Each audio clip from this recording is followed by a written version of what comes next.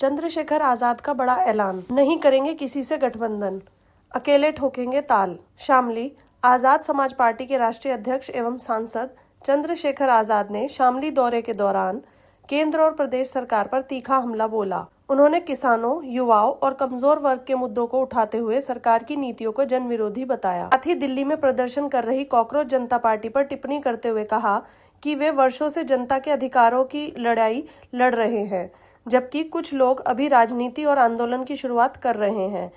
खेड़ी गांव में आयोजित कार्यक्रम के दौरान चंद्रशेखर आजाद ने कहा कि वे पिछले 15 वर्षों से गांव, गरीब, किसान, मजदूर, पिछड़े और अति पिछड़े वर्गों के हक के लिए संघर्ष कर रहे हैं। उन्होंने कहा कि उनका राजनीतिक जीवन सामाजिक न्याय और वंचित वर्गों के अधिकारों की रक्षा के लिए समर्पित है तथा यह संघर्ष आगे भी जारी रहेगा। केंद्र सरकार पर निशाना साधते हुए उन्होंने आरोप लगाया कि सरकार की नीतियां किसानों के हितों के खिलाफ है। उन्होंने कहा कि कथित ट्रेड डील के नाम पर किसानों को नुकसान पहुंचाया जा रहा है और इसका असर कृषि क्षेत्र पर पड़ेगा। उनके अनुसार पहले युवाओं और अल्पसंख्यकों को नुकसान पहुंचा, अब किसान भी प्रभावित हो रहे हैं।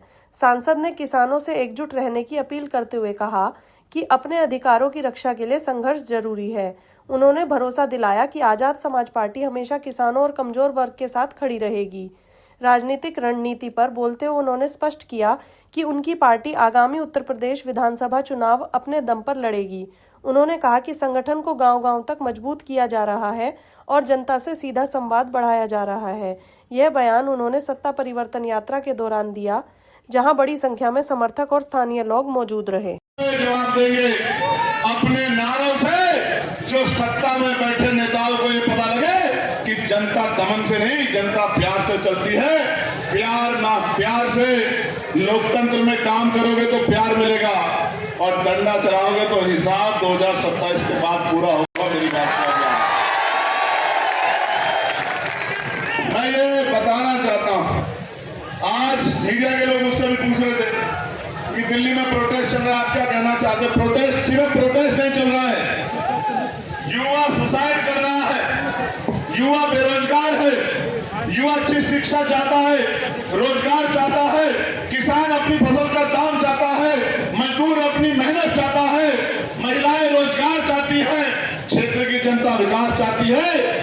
आपके एजेंडे में सरकार के लोगों हिंदू मुसलमान के अलावा कुछ नहीं है। हिंदू मुसलमान और की राजनीति और नफरत की राजनीति, इसी से आप प्रदेश को आगे चलाना चाहते हैं। मुख्यमंत्री जब आते हैं तो क्या भाषण देते हैं? मुख्यमंत्री जब जाते हैं तो क्या भाषण देते हैं?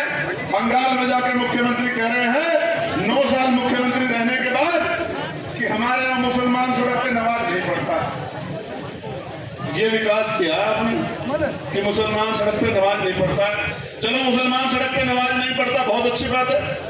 इससे दलित पिछड़ों को रोजगार मिल रहा है, इससे उनके घर में रोटी आ रही है, इससे उनकी गरीबी दूर हो रही है, इससे उनके बच्चों को पढ़ाई मिल रही है, इससे उनके बच्चों को अच्छी चिकित्सा व्यवस्था मिल रही है, इससे पेपर लीक होना बंद हो गया, इससे आरक्षण के घोटाले बंद हो गए, इससे सुसाइड करना बंद हो गया, इससे किसान को उसकी फसल का दाम मिल गया, इससे महिलाएं सुरक्षित हो गई है। शर्म करो, सत्ता में बैठे हो 9.5 साल से, 1 साल के काम का मुकाबला नहीं कर पाओगे। अवसर आने दो, ये जनता है जिसको चाहे कुर्सी में बिठा दे और जिसको